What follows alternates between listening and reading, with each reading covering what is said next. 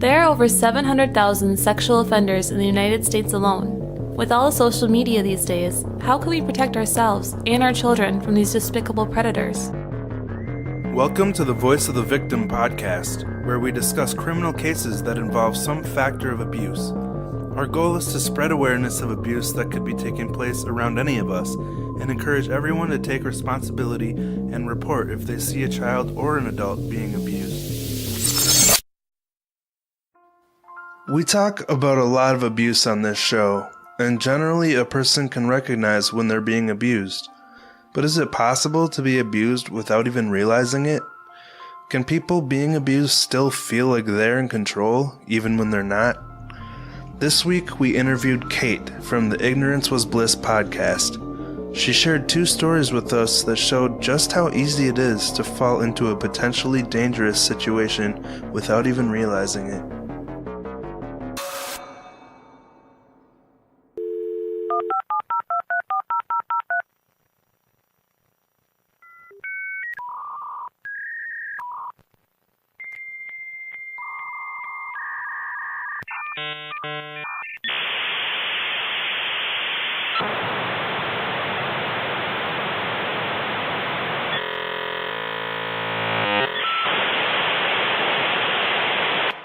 I'm one of the very earliest stories about why the internet is dangerous and why you have to educate kids. And now I'm older, a lot older than you guys. I'm 41. Mm-hmm. So this was in the days before the World Wide Web, before AOL. This is back in the days of what were called bulletin board systems, BBS. And for those, on the wrong side of the millennial wave of listeners, it's text only, and it's like dialing into every individual website you want to go to, sort of. Like if you go to Discord now and they have the text-based forums, that's what many of them were like. So we're not talking about like a coffee shop. You mean like a bulletin board website? Yeah. Oh, wow. I'm glad you explained. I'm old. Mostly it was colleges. And so if you wanted to go and talk to a bunch of engineers or a bunch of fiction writers or a bunch of people talking about music, you could do that. But you kind of had to dial a different phone number, and it was a modem. And you can, if you want to add in sound effects, go find the noise of an old modem. Oh, man. Boop, boop, beep, boop. Okay. I remember that. So I lived in upstate New York, and the college system, the state system in New York, is called SUNY, State University of New York. And I was a nerd back when it was not cool to be a nerd at all. And I would log on to one of the SUNY college BBSs. And it was a lot of people talking, mostly, if I recall, about music and about engineering and robotics and just whatever. We were all there. You had to be an uber nerd to be online at this point. Like, this is before Al Gore, okay? So I figure it was a lot more exciting experience back then when you're not raised with it. I mean, exciting, except there were no photos. Like, this is like the dark web, kind of.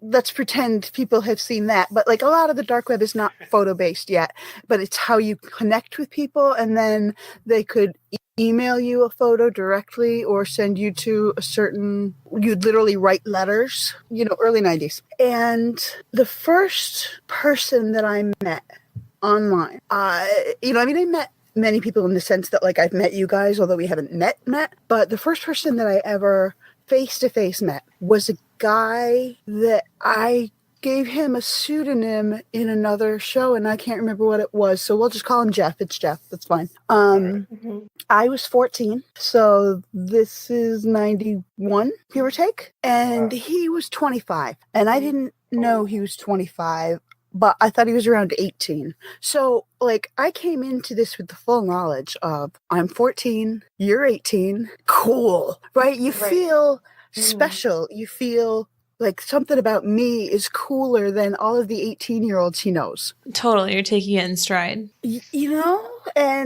And I've never been, luckily I was raised in a household where physical appearance was not especially valued over other things. This is why I was on a bulletin board system in the early 90s. But I was not Especially, it's not attractive is not the word I want, because I was fine. I looked fine. I see the pictures and I looked fine, and I didn't walk around thinking, oh, I'm ugly, but I also didn't value it a whole lot. So this experience of feeling attractive, like even in a virtual sense, was very new. Mm-hmm. And okay, I'm going to max out my nerd cred right now because I was smart enough that the first time I met Jeff I was in the high school marching band. And so he met me at a football game when I was in full high school marching band uniform. Mm-hmm. What did you play in marching band? I played marimba and xylophone. I was in the pit, so I played mallet instruments mostly. Awesome. It was fun. So he met me there and didn't. The first warning sign, I guess, is that he didn't run screaming, right? When he sees a child in a marching band uniform. Right. And this is when I learned that no, he's not 18, he's 25. And an Did adult. you ask him, or did you just notice right away? It sort of came out. Like, he mentioned having gone drinking recently, and drinking age is well past 21. I'm not that old. And so I was like, I thought you were 18. It came out. And in the moment, it wasn't like a lightning bolt so much as just another layer of cool. Mm-hmm. Mm. And I think about it now, and I thought about it quite a bit when I was in my 20s. Now, by the time I was 25, I had a 3-year-old. And so when I would think about it in my 20s, it was with a certain degree of rage. Oh, yeah. But even when I was 18, I would think about, this is the equivalent of me dating a 9-year-old. When I'm 18, like, Right. gross. Mm-hmm. The layout. Big age gap. It was big. It was wrong. But as a backstory, I was sexually assaulted at 12 by a stranger, and it was significantly violent, and I was left with serious PTSD from that. And through sets of circumstances, which would be a whole other episode, I was able to, hide it from my parents. And so at this point, at 14, I'm 2 years past that in sort of raging, untreated PTSD. I was terrified all the time. I was very anxious. I was hypervigilant. Like I sensed danger in places where danger was not. I had trouble controlling my memory in the sense that, like, if I started thinking about what had happened, I couldn't stop until the whole thing was done. Right. So I was a messed up kid, and being around this adult, and he was the first adult I ever told, and for him to behave in a very protective, I thought, way, I could be around him. I guess I felt like this was one of the first people that I could be open around, because I didn't even tell my friends because they didn't get it. Like, they didn't know what to say. They were 14. I mean, what are they going to say? Yeah. Seems like you had been suppressing what happened to you for a while, and if he was the first person you told, you probably formed a pretty strong bond. Yeah. Well, like I said, it let me feel like, I could tell him and he didn't run, and he didn't immediately tell me I was wrong or worthless or gross or broken, all the things that you worry about. Yeah, because you didn't know any better at that point. And so it wasn't a bond exactly, because, like, how some people, when you're around them, you feel like they're just inscrutable. Like, you want to knock on their foreheads. Like, is somebody here? And it wasn't like a mental illness or disability or something. He just wasn't or couldn't tap into emotions and, messy stuff like that. Interesting. Like I said, it wasn't a bond with him so much as me trying on this different persona. Me feeling what it felt like to be able to say, this is what happened to me. I survived it, and I'm scared all the time. And to have somebody else go, yeah, okay, do you want pizza? Like, that was oddly reassuring. Because it could let me be me, and it let him just sort of, okay, next topic. And so everybody kind of got what they wanted, and I didn't realize that that's messed up. Yeah, because no reaction feels better than the shame that you think you're going to get if you tell someone. Exactly. And, I mean, there were so many layers to that were wrong. And in retrospect, right, like, he's too old. He's really too old because he's lied about it. Now he's extra too old. He's cool with being with a 14-year-old and knowing she's sneaking out of her house. That was not a problem for him. And he hears that she's got significant trauma, and yet he's like, whatever. Huh. So we started meeting, and the layout of my home at the time, we had like a ranch-style house that was from the street level. It was just one floor, but around the back it was 2 floors, because it was on the side of a hill. Mm-hmm. And so my parents and sisters, their bedrooms were upstairs. Mine was the only bedroom in the basement, and there was a back door out the basement. So I could literally turn right out of my bedroom and walk outside. Oh. And nobody, you see where this is going.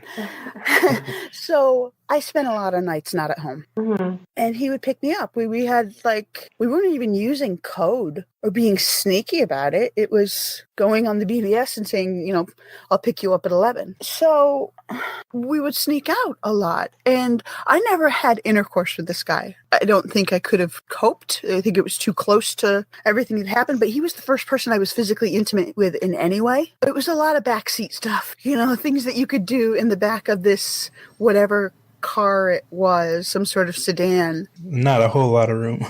So there was stuff going on, but it was fairly limited. Was it that it wasn't his preference? He just wasn't interested in that? Or was he scared, do you think, of getting caught? I think it was a case that I couldn't move at a very fast pace, and he knew he was out with a 14-year-old, and so both of us were moving slow. Okay. It felt to me like, all things considered, it would have continued down the road into sex. In fact, let me rephrase that to say 100% it would have. Okay, got it. It was just progressing. So here's the anecdote. Here's the moment where here's my tipping point. So we are in the back of it was a Camaro, if I'm being accurate. So it was a 2-door sedan. So it was bad. And we're in the backseat in the middle of the night in upstate New York, and things are what they are. And suddenly there's a flashlight and a knock on the window. Oh, sinking feeling. Where did he bring you? Do you mind me asking? Were you in a park or something? Yeah, park. Like a public park. Mm-hmm. And we were the only car in the parking lot. And of course, police are going to patrol. I mean, over the course of this quote unquote relationship, I had been to his home once. And that made me very uncomfortable because he still lived with his mom. Oh, so here's another layer, is that his mom was okay with it. Oh, she was okay with it. She met you. Yeah, I met his mother, and she was very I thought you said that she wasn't okay, and then I realized what you said. Oh. There were so many red flags. So that made me very uncomfortable. Just picture what you imagine Ted Bundy's bedroom to be like. Okay. Weird posters and not very clean and lots of just weird. I had a bad vibe. So that was sort of step one. And then after that, we're in this vehicle in the middle of nowhere in a park. And all of a sudden there's a cop knocking on the window.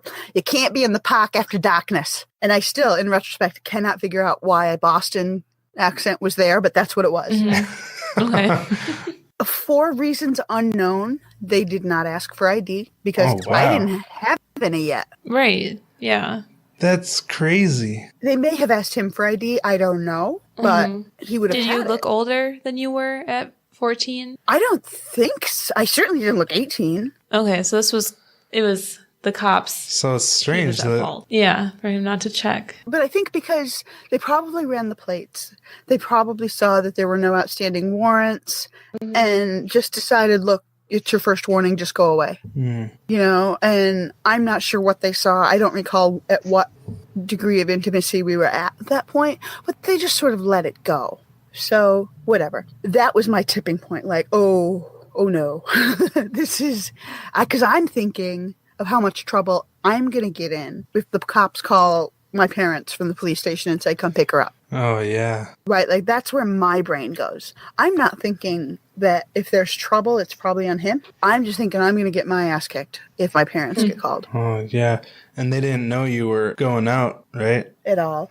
And a lot of that has to do with the PTSD and the poor, it was just poor communication with my parents. I didn't know whether I could trust them with this version of me. And now I can tell you again, 100%, I couldn't. They reacted very poorly when they found out. My mother still reacts poorly. So there's a certain degree of accuracy in me being frightened about them finding out. Yeah. After that, I was like, look, we're done. I can't do this. This is more stress than fun. We're done. So Okay, that messed with me in many ways. Not in the sense of it hurt me so much as it taught me incorrect things about intimacy and trust and adulthood and so on, right? Did you feel like that would have happened if you hadn't been assaulted when you were 12? Like this whole thing, do you feel like that played a huge role in what happened later? I think I probably still would have snuck out because one of my best friends would sneak out with me. Mm-hmm. But when she snuck out with me, we always kept together, and we got boyfriends that were of an appropriate age that we were sneaking out to see. So I probably still would have. And I probably even would have met the guy once. But I think that if I had not been assaulted, I wouldn't have continued seeing the guy. You know, I learned a lot of things perhaps about myself, and I learned some wrong things about human relationships.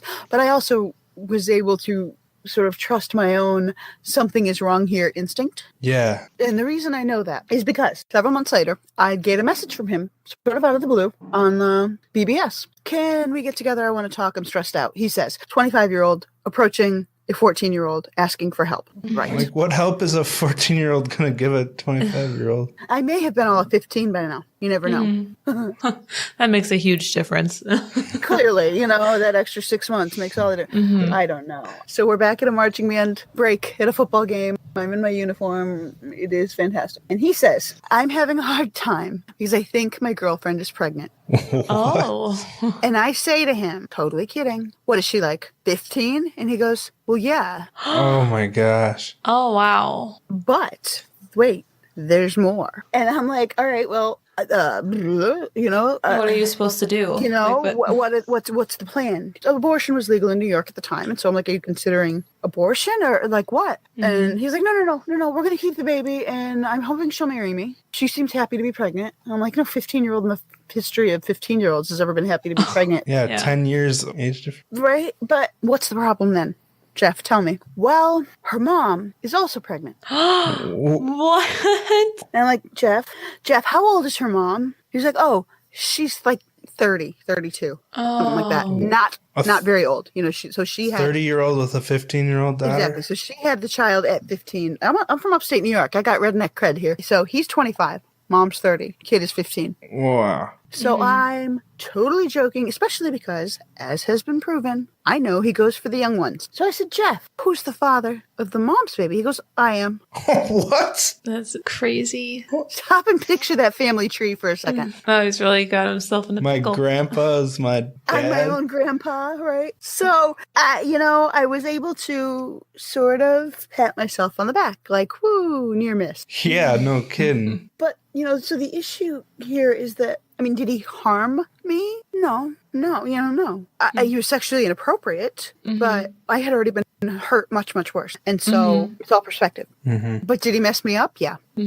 Yes. You know, 6 ways from Sunday, he messed me up. It was not good. So that's the first story. Wow. But that helped set me up, right? So now I've had this sexual assault, and now I've had this person who has effectively communicated to me, like, you belong with older people. You know, you're kind of, he would say things like, you're so mature, you really don't belong with kids your own age. Kids your own age.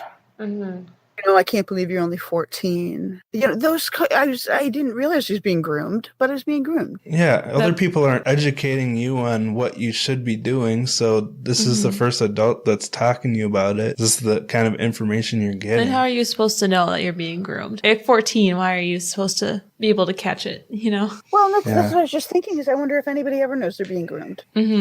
Yeah. I mean, if it's possible to groom them, probably not. And I think we're all groomable in some degree. You know, the best you can do is just kind of keep your eye open for, are the relationships around you safe? And, you know, do you feel that you can both walk to them with problems and walk away if you have to? Yeah. But that took me a long time to get to. So, you know, the seeds he planted were the boys your age don't know what they have in you. You're more mature. You're so much smarter. You know, like that, where it's like, no, I wasn't. Oh, no, I can totally relate to that. Those kind of comments. But you absorb it. That became part of my self-image, this idea that I can only be myself around older people, that sex is an appropriate activity to engage in, you know, with older people, especially, you know, like the fact that his mother was aware of me and didn't have a problem with it. That really reinforced, like, this must be fine. Must be okay. Yeah. Yeah, that's weird. No That's really kidding. weird.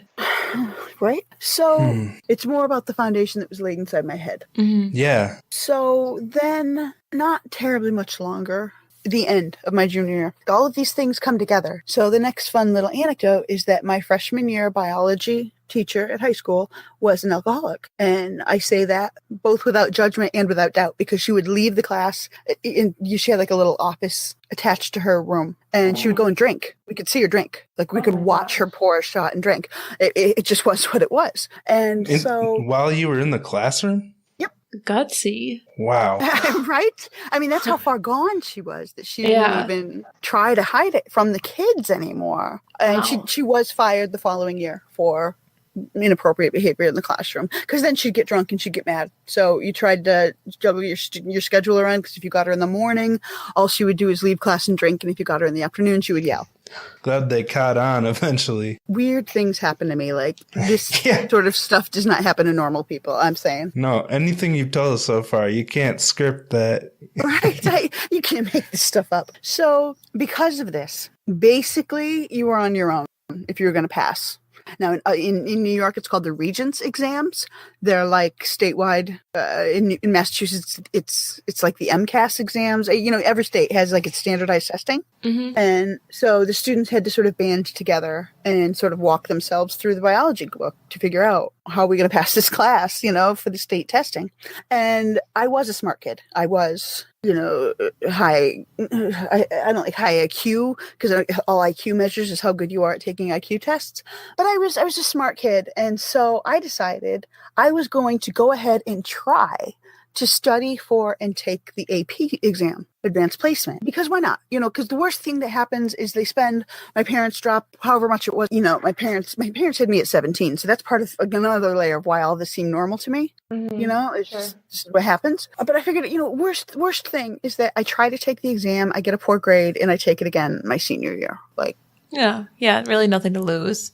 Exactly. And so I went back onto the BBS, and I advertised in the sciences forum for a tutor.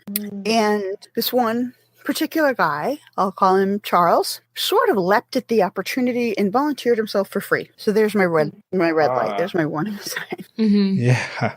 And sure, why not? And so he came to my home. Like, he met my parents and came to my house as my bio tutor. He was 19. I was 14. And it started off as studying for biology. Like, that's all it was. My high school, it was sort of in the business district, and we had an open lunch period. You could leave the campus and get lunch anywhere. Let's meet for lunch. Let's meet after school. You know, oh, you stayed late after school. Let me buy you dinner. See, you know, it starts to, you are so good at this. You're so smart. I would never guess that you're a freshman. And I've heard this stuff already once before, and so it doesn't sound weird.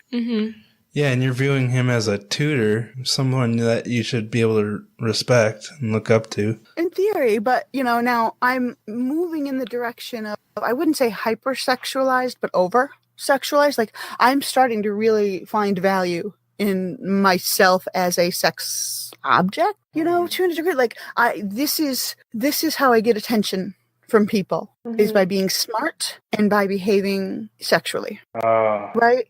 So I'm flirting, and he's not saying like, hey, that's not appropriate, knock it off. Because, I mean, go ahead and find me a kid, you know, an adolescent girl or boy, who doesn't develop some sort of crush on the older teen. Right. Yeah. It's inevitable. Yeah, he's taking me to dinner, and he's paying attention to me, and he's starting to pick me up in his car, and I'm kind of able to show my friends, like, well, look, I don't have to get on the school bus to get home. Right. Yeah, and it should be his responsibility to be like, no. You know, again, I think about when I was 19, you know, I would think about kids that were 5 years younger than me. Like, ew. Yeah. Right. Like, we were way too cool for them. When you're 19. I was in college by then, and I remember, like, my first thought would be liability. I don't want them in my car. That's funny. Yeah. Stain the seats. God knows. Or just, you know, if I get in an accident when they're in my car, what does that do to my insurance? Like, that's how I'm starting to think at 19. Because by 19, I had my own apartment. And, you know, like I said, at 22, I had my first kid. So a lot of this, I think, builds into, I grew up real fast. Yeah. A lot faster than that other guy. Yeah, right? Seriously.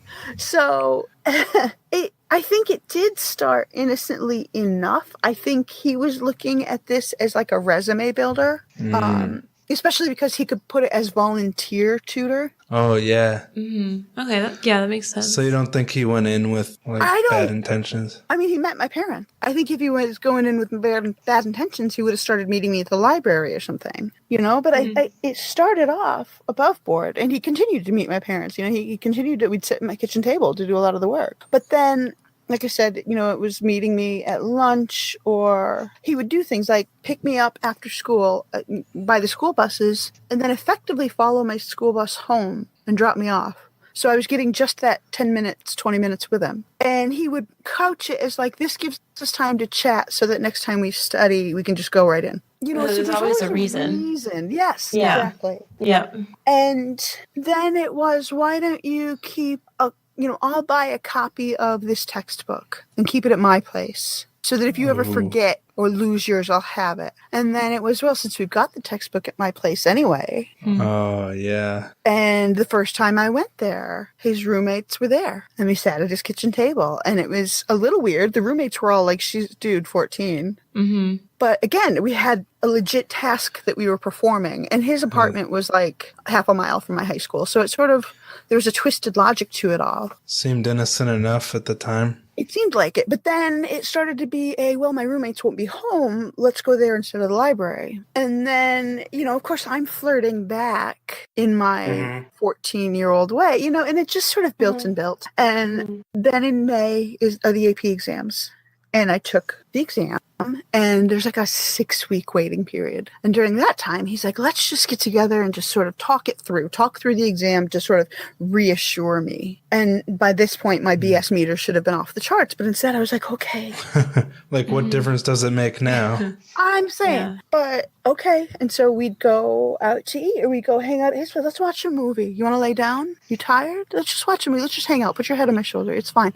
You're going to do fine on the test. And I'd be like, I'm not nervous. Oh, no, it's okay. Put your head on my shoulder. It's fine. Can I play with your hair? And in that, that total like stretch and yawn and arm around me kind of deal. Oh, manipulation. Well, he's zeroing in slowly. Exactly. It was that slow. So it's like, do you watch American Ninja Warrior? No. I've watched it a couple times. Oh, yeah? I mean, my 8-year-old adores it. And so it's one of the shows I can watch with him because I try not to watch true crime with my 8-year-old, right? Solid parenting decision. But so on it, they have these obstacles that people go through. And every successive season, it gets harder a little bit because the people who could do it, they become acclimated to it. And so you have to push them a little bit harder every time. So if they had started off season 1 with obstacles as hard as they have now, everybody would have stood around sucking their thumbs and crying. Oh, that's the show where you have to get through an obstacle course without falling off the ninja. Okay, I remember watching that. They're not actual ninjas. No, there's no swords and stuff. Although that would be cool. I granted that would be cool. But so that's the best crappy analogy I can come up with is that if from day one he had come up to me and been like, hey, I'm your bio tutor. Why don't you come to my house and lay down on the couch and I'm going to, low key aim for some side boob action. How do you feel about that? Then you would have known. But when it's been 3 months or 6 months or whatever it was of building up steadily with my parents, as far as I knew, their thumbs up. And so I went with it. Plus, it feels good. It feels good to have somebody rub your back. It feels good to have somebody touch you. It feels good to make out. It feels good, around the bases. It all feels good. And so it progressed. And then pretty soon he was the one picking me up at midnight, except in his case, I was spending the night at his apartment. Wow. And then going home super early. Going home super early so that I could change and go to school. Oh, wow. It seems exhausting. Yeah, but when you're 14, you've got endless energy, right? So, so my birthday present for turning 15 was oral sex. Oh. And I had a very hard time with that for many reasons, but primarily that you get too much time to think when you're way up here and he's way down there. You know what I'm saying? So that's when it started this is not studying biology, man. This is... Right. Right. This has gone, Yeah, of course. moved beyond the tutoring. Mm-hmm. But again, I don't really know. As far as I can figure, because like I could be a really smart kid, but I was really stupid about certain things. Because everybody follows their own set of logic from step to step to step to step. And so there's what's rational, which is sort of what everybody shares as being okay and not okay. And then there's logical. And so I have watched people in the middle of a full-on manic episode or a psychotic schizophrenic break. And I can see how they got there because I can follow step to step to step. There was a logic to this. Yeah. I think we talked about this last time we chatted about how people can have their own logic. And that's what I was things doing. Is I was like, okay, I can look back at the steady progression here. Mm-hmm. And when I told him, like, I'm not okay with this, he immediately stopped. So how reassuring is that, right? I had never been in control like that. I mean, either I was violently assaulted or I had to have a cop intervene before it stopped, right? Like, how exciting is this to feel like he's listening to me? He must really love me. Yeah. He's like, you think he's respecting you. And so we had sex instead. Oh. Wow, the trade-off. Do you know what I'm saying? Like, but it felt okay to me to say that because I felt not totally disempowered. And in retrospect, like, of course I was. I was 15 years old. What power do you have at 15? I couldn't drive myself away. He lived several miles from my home.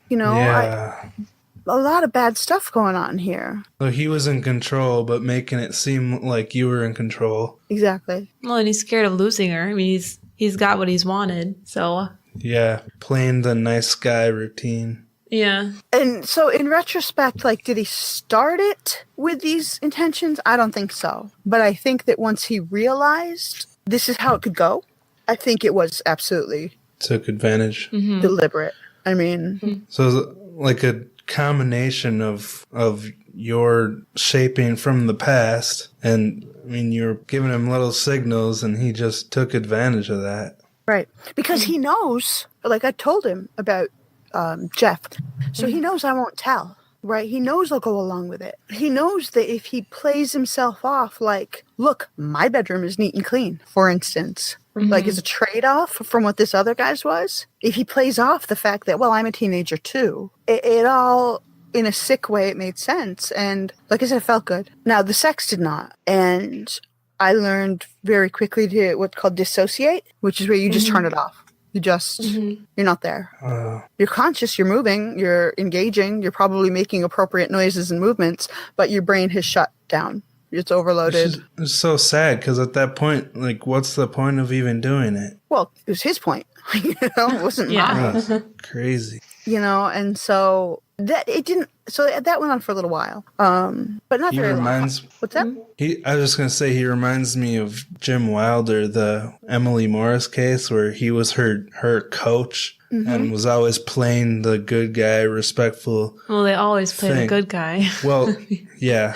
I mean, sometimes they're scary, but like he was playing like in these cases, nice guy, not like threatening or anything like that.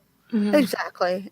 And and it's hard for me to articulate it well because my dad is at heart a good guy and he's living in my house, and so I have to be sort of careful. But for being a good guy, my dad wasn't a strong role model of what masculinity could be or should be. Okay. Do you know what I mean? Like my dad would get angry in this explosive sort of temper, and so I was frightened of him all the time. And he just, I didn't hear I love you until I went to college. It's just not how it rolled. And so this was my male figure, sort of. And it was sort of this father figure / partner rolled into one, which is admittedly clearly sick, but it's what I had. It seems like there's a lot of factors that rolled into making you vulnerable. And I mean, I would argue there always are. Yeah. I think, so. Like Rosie, you could probably back me up here that if someone had walked up to you just before you had met the individual you were involved in and said, so here's what it's going to look like on the stairs. Go. Right. You're not going to be like, sign me up. Yeah, it's almost as if they can zero in on your weaknesses, the places where you're a little soft, and then kind of rope you in that way. Gradually. Yeah. And I'm not sure that it's always deliberate. And I think that they probably bring their own insecurities. Sure.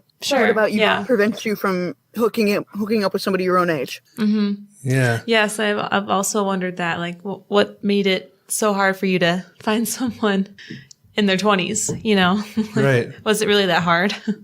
And it seems like kind of an opportunist kind of approach. Like, like they wouldn't have done it otherwise, but this opportunity popped up and then they took it. Yeah, I think I don't think they were sort of serial predators in that sense. Like, well, I mean, Jeff was clearly. Yeah. But I got a bad vibe from him. For Charles, I think I was probably the one-off for him. And, Yeah. He's probably married with kids of his own by now. Like, I don't know that, but that would be my guess. We got caught because I overslept. Oh. And so, yeah, my parents went down looking for me, and I'm not in my room. And I had left something out. I don't remember what now. Some, letter he had sent over the summer or or something that had his phone number. Did you really leave it out, or did they find it? Were they kind of snooping? I don't know. For evidence? No. I don't know. I don't remember, because I can't remember what it was. I just know that something he had written something to me that had it had two things on it. It had his phone number, and it had some sort of sentence that included the phrase blowjob. Oh. There you go. So before this, did they have any suspicion, or was this all? I don't think so. Everything just blew up. Wow, you're good at hiding things. Oh boy, oh boy. My parents were always suspicious. Well, so my parents had me very young, and like I said, my dad was always pretty closed off, and my mom was always sort of the breadwinner, but she was also closed off. She was very type A. She worked at IBM before women did that. And I mean, I didn't tell them that I had been assaulted for 3 years. Wow. And then when I did, it was sort of in the middle of a fight, in the middle of an argument. And so we didn't have a close relationship. They didn't ask what was going on. Another layer, there's always layers. Another factor here is that my sisters are respectively 9 and 14 years younger than I am. Oh, wow. So I'm 14. So they had a baby at that Exactly. point. I had my one sister is 5 years old. The other's a baby. They're busy. And I'm a smart kid. I'm doing well in school.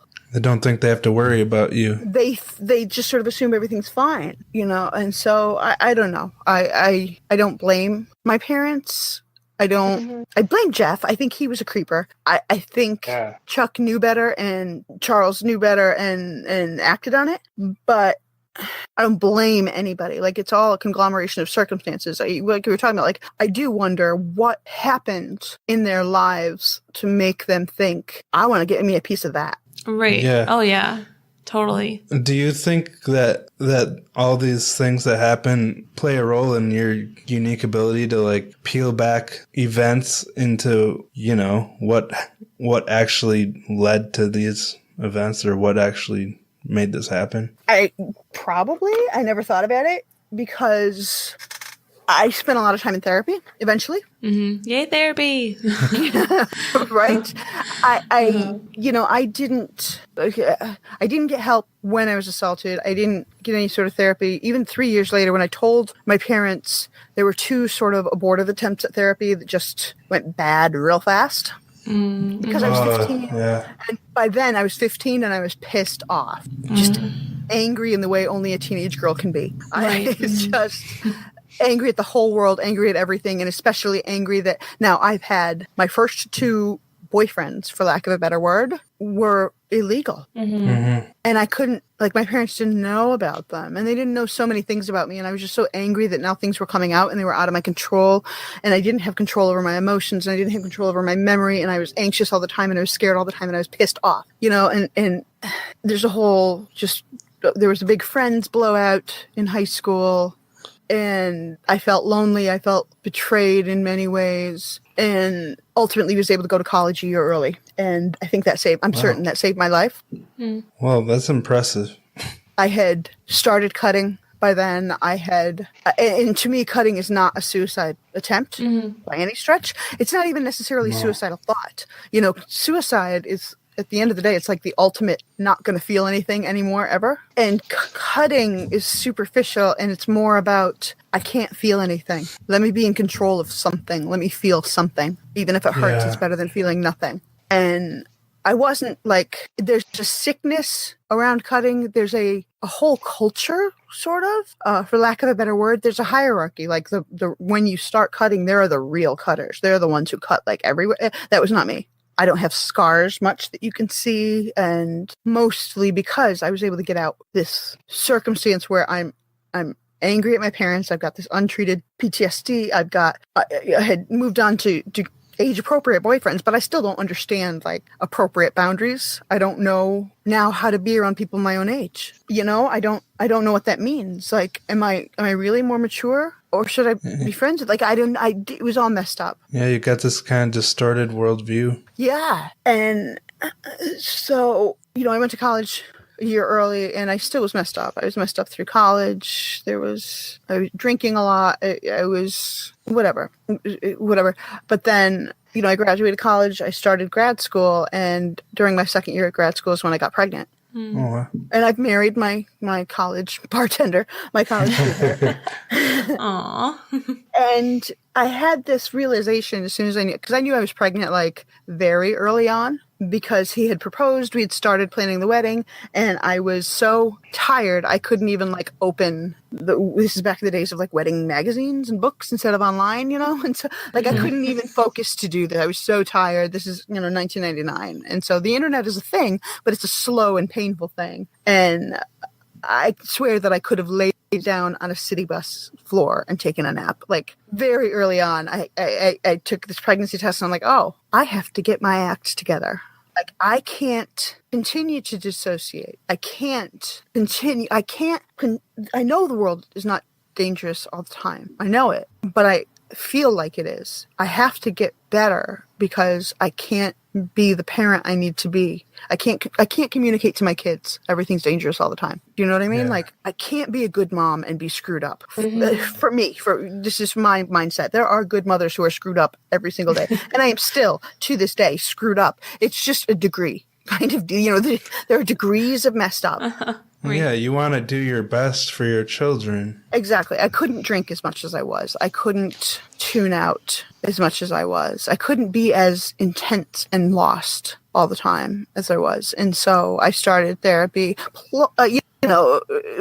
Initially it was a fluke. I got hooked up with this woman who worked through my college's mental health center, my grad school's mental health center, and then she went private just at the time that I happened to get private health insurance.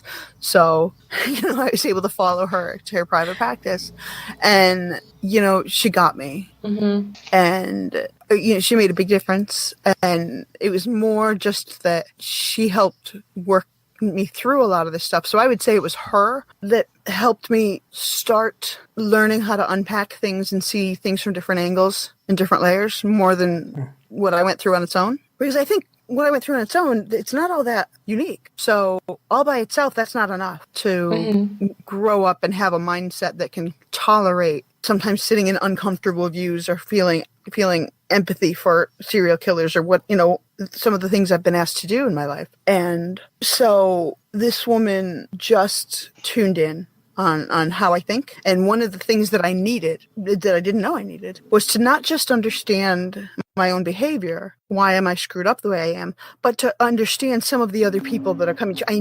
I needed to see these other people as human, because it wasn't just me reacting to terrible monsters. Am I just surrounded by monsters? Am I attracting them? How do I know who's next going to be a monster? Is my perception of other people this bad? Mm-hmm. So I needed somebody who's going to help me realize, like, most people, the vast majority of people are not monsters, even if they do monstrous things. And so, it was a long process. I was still in therapy after Emily was born. Mm-hmm. So it was several months. It wasn't forever, because I don't think therapy should be. And that's another thing that she sort of laid that foundation, that therapy is about learning how to function a little bit differently and then going back to your life. And then you can return if you need to, but you shouldn't be in therapy, visual quotes here, in therapy, like it's a lifestyle, because then how do you fly on your own? Right. Yeah. Yeah, it's about making progress. Right. That's amazing, though, I know your personal experience, therapy, saved your life. Well, to me, it's therapists, they play such a key role in recovery, to me anyways, in my experience, because they take the thing that I'm staring at, but they revolve it so I see it from a different angle, and then that just like blows my mind and gives me the answer that I needed. It's not even like a different answer, but it was just like seeing it from a different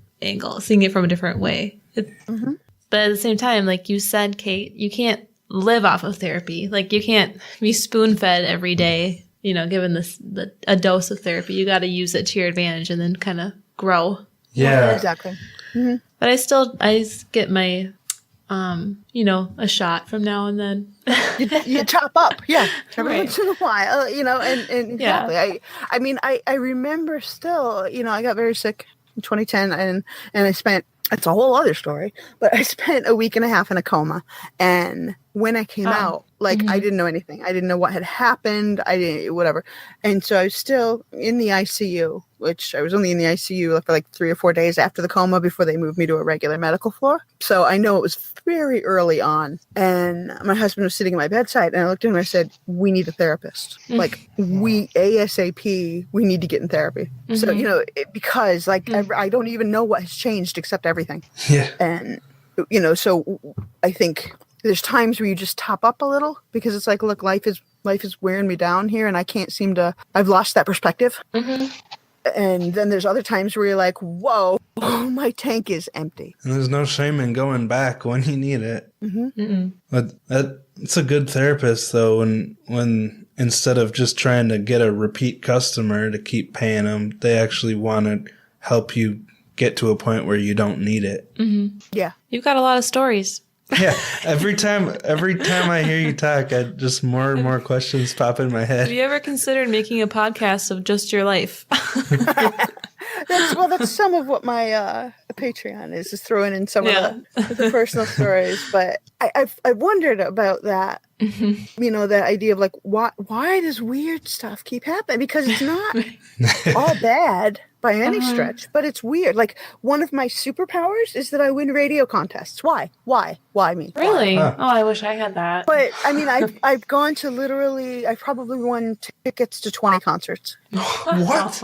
Wow. On the spectrum of interesting lives, you're definitely on the more interesting side. And so I think, though, that to a degree, it all builds on itself. It creates itself. Do you know what I mean? So, like, the fact that my parents were so young made me be a very independent kid. And that makes me, when I'm off on my own, I'm more vulnerable to weird stuff happening. And the fact that I was a smart kid means I was more aware of my circumstances. And so I was paying attention to things, or I was on the internet early. It all sort of builds up. The fact that I was assaulted once means that I'm more vulnerable to future victimization because I have a weird sense of boundary inappropriateness. Yeah. But I mean, the fact that I win radio contests is because I answer them. Yeah, true. I don't think I ever have. I have. So how do you feel like you're doing now? Do you feel like you've been moving past everything successfully and you're good to go, or where are you at? For now. Right now I'm in a good place. I have had a challenging, say, decade. 2010 is when I was in the coma, and there were some dark days past that. I have a lot of medical challenges. I just found out today that I have Lyme disease. So, I mean, bring it. It all just adds up and stuff like that. Like, I'm pretty sure there's nothing about, my collective life experience up to this point that let me get bit by a tick and now I have Lyme disease. Like, I'm pretty sure those are not related. Right. But I have a lot going on. And it sounds stupid to me when I hear it said, but I feel like having the podcast makes a big difference because it gives me something very structured and a lot of busy work, and it takes a lot of attention away from whatever else might stress me. Yeah, and you're putting a lot of good out in the world. I mean, I don't want to say it's good that any of these things happen, but when you are able to learn from the things that happen to you and then share things with other people that you learned, and you've made a huge difference in the way I think about things and view people in a good way. I mean, it's just cool that you're able to share your knowledge and what you've learned from your life experiences to help other people. I appreciate that. I feel like that's sort of why not? You know what I mean? Like you're going to laugh or you're going to scream with a lot of things. You got to use your life experiences or you fester in them. Yeah, and it takes a lot of hard work and courage to be able to do that. I mean, a lot of people might be able to do it, but they don't, you know? So it's cool that you put the time in. And what's funny to me, and Rosie, I can speak directly to you about this, is do you feel brave for having told your story? Yeah, actually. Yeah. It's taken me a long time to do it. So you were scared but told it anyway. Yeah, I was. I was really nervous, but I was more so nervous after for a couple of days, and then now I'm normal again. But well, and a couple of days ago there was some backlash. Yeah, from some people that know us personally. So so she had a little bit of a panic, but we were like, you know what? It's her story, and she was brave enough to share it, and you know. But now I feel like, you know, I've got this story, so I might as well use it, you know? Like, yeah.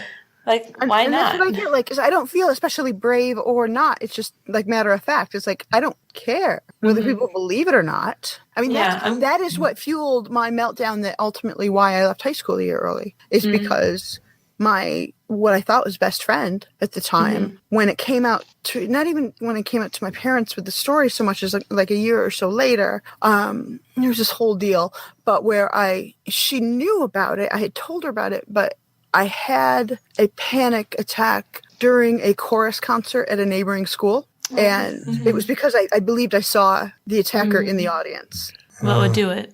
And her response was, "You are full of shit. It never happened. Get over yourself." Oh my gosh. And then that wasn't enough. So she went around to all of our shared friends and told them Kate's a liar. Oh. What? Wow. Making up this story. She just wants attention. Just blah, blah, blah. And, you know, in retrospect, I feel like, so what if I did? Like, seriously, what does it matter to you if I just wanted attention? Either give it to me or don't. Like, whatever. But I also look at it like, look, this is my reality, whether you like it or not. And, I mean, as recently as, I don't know, 7 or 8 years ago, my mother still does not believe it ever happened. Wow. She'll still tell me you were never assaulted. And the best I can get out of her, because I've asked her flat out, like, okay, so tell me, am I lying or am I delusional? Like, tell me which it was. And she won't answer. But you know, it's like which could it be? But for the best I can get out of her is here's her logic. And again, this is sort of how I talk about everybody has their logic, and hers is only a bad mother would not recognize that a 12-year-old has been violently sexually assaulted. Only a bad mother would not be able to tie together the symptoms of PTSD. I cannot possibly be a bad mother because I've decided to define myself as a good mother.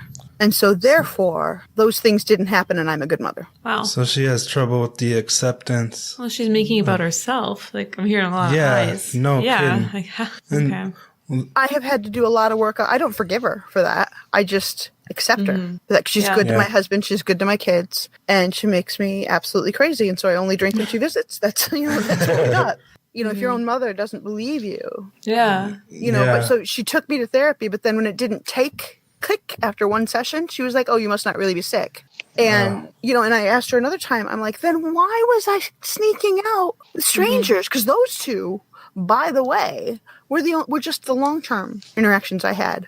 There were many other one-night, like not one-night stands. I wasn't sleeping with them, but one-night sneak-outs. You know, at least once we crossed state lines in the middle of the night with strangers whose names I didn't know. Like, this was a thing. Yeah. And I would ask my mother, like, why would I do these things then? What did you do wrong as a parent, or what was wrong inside me? And she was like, oh, I don't know. Maybe you just, like, you know, were oversexualized as a teenager. And I'm like, no, that's the behavior. You know, where did that come from? Did I have too many hormones? What's the deal? And she just, that's scary. She was effectively like, well, you were kind of a slut. Like, that was literally her attitude.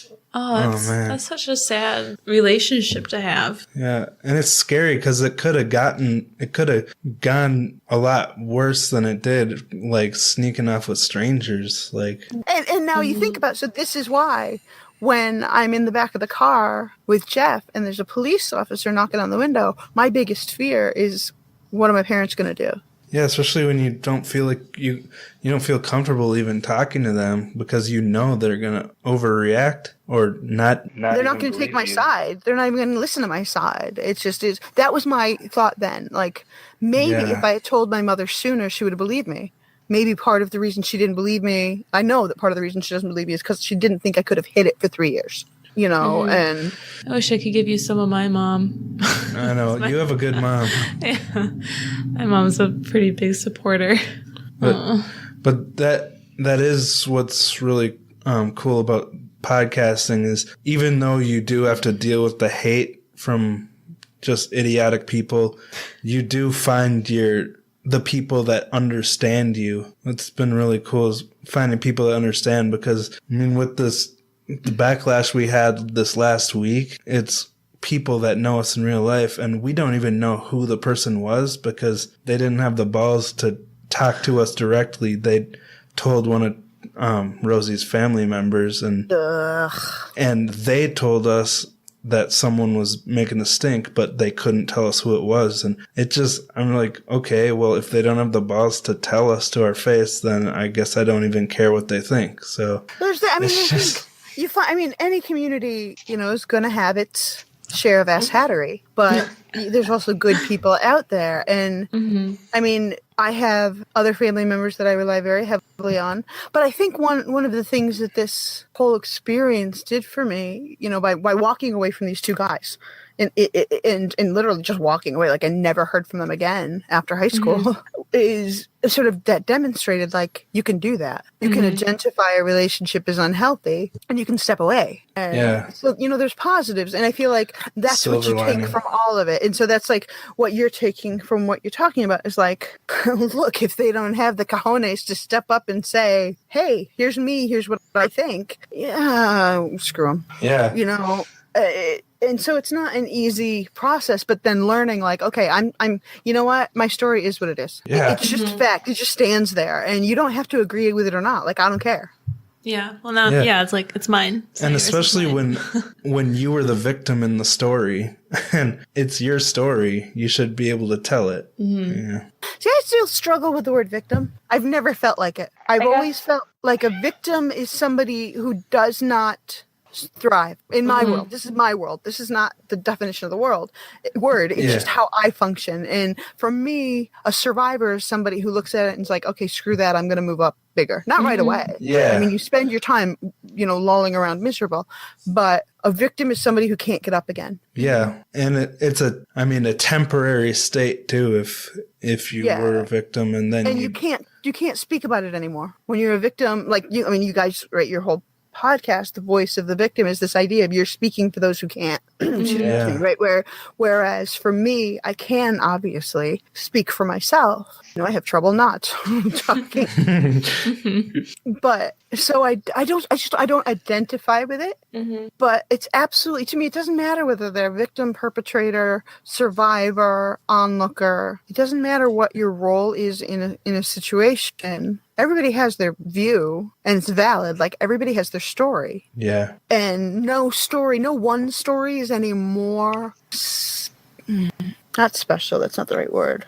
But just no one story is more real than any of the other stories. Like they all have their validity. It's just that some of them are hurtful or wrong. It's an unquantifiable thing. Like it's not about ranking things. It's about, you know, what can we learn from this? You know, right? How can we move forward and make the best of it? So if I don't understand how and why a perpetrator does what they do, how am I going to prevent it or avoid it or protect my kid? So I don't know. It's just a word that I like. My brain sticks on. I trip on when I think about it. Like I don't think of myself as a victim of rape. I think of myself as a survivor, and maybe that's just because I'm in denial or I'm arrogant or I don't. You know, there's probably a word for it, but. I think you're right. I mean, I don't know anything, but I mean, definitely at the time it was happening, you were a victim, but you've moved past that state and now you're a survivor. Yeah. And I think that's exactly like when you're in the moment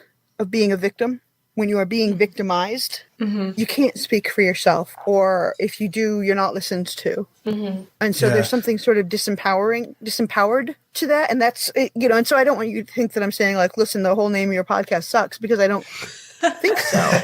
You know what I mean? I feel like you absolutely are. You know, you're telling stories that need to be told and speaking for people who can't speak for themselves, and so that matters. Yeah, I guess for me, when I first went into therapy, I was very, very angry. I was a fairly angry teenager at that point. And I was like, I am not a victim. Like, I did this to myself. This is my fault, you know? So it took a while for me to accept the fact that I was victimized.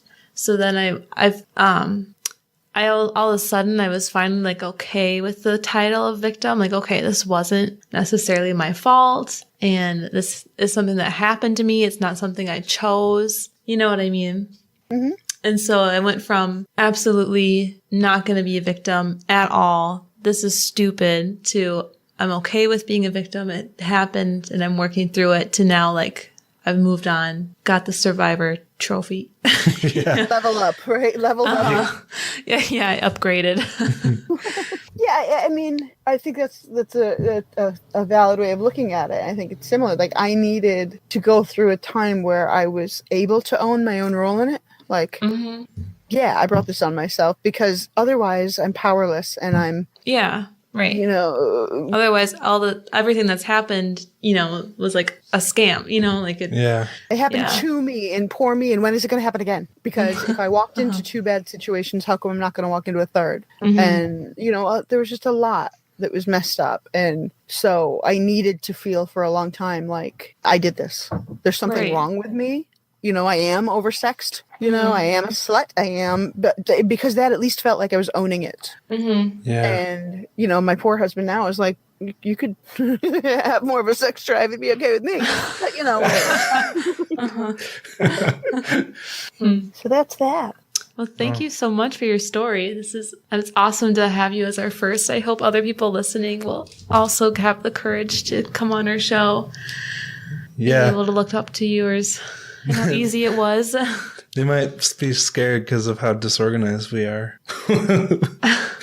It's not like we're interviewing. We're just having a conversation. Don't interview. I mean, in my experience, especially with uncomfortable stuff, the more structured you are, the less it's their story anymore. Right. True. Yeah. It's just a newspaper article. You know, and you're telling them how to tell it, and you're telling them what to say, and that's off-putting, and it's not empowering. So I think you did fine. I think you did Thank too. you. Yeah. Thank you so much. Thank you for carrying the episode. Since we were talking about it, I know our show's called Voice of the Victim, but I mean, we really don't care about the terminology. To us, that's not like the important thing to us. It's about, you know, what we can learn. And so, I mean, it's pretty clear we're not experts on anything. We're just trying to use the silver lining of sharing Rosie's story and just trying to make the best of it. Absolutely. So. Well, and that's like you said, I don't want to come across at all like I'm being critical. Oh, no, not at all. It's just about how I think of myself and, you know, kind of talking myself through, like, what's the difference? And I think we hit on it. Oh, you got another call coming up, so we don't want to keep you. So we hope you have some energy left for that.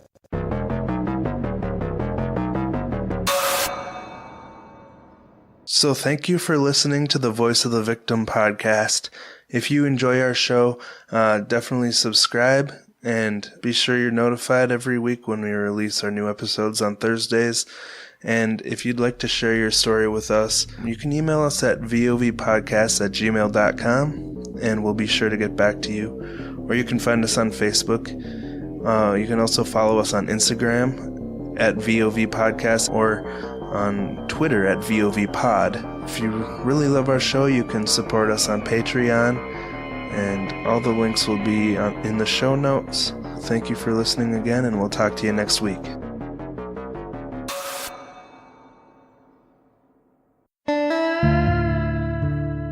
Something happened in the home. Someone possibly was killed there, at least one person, and then they disappeared. Texas is known for being tough on crime and those who commit it, or at least the ones who get caught. There are monsters among us. 60% of violent crimes in Texas go unsolved, and a majority of victims rarely make the headlines. Gone Cold Podcast, Texas True Crime, gives in-depth accounts of unsolved homicides and missing persons cases throughout the Lone Star State in an attempt to provide a voice for victims and their families. She was a loving person. That's why after 13 years, it's really bothering me still that nothing's been done, nobody's been found. Please join Gone Cold Podcast on your favorite podcatcher as we examine these forgotten and often underreported crimes. You really have to pray and hope for those people that really know something.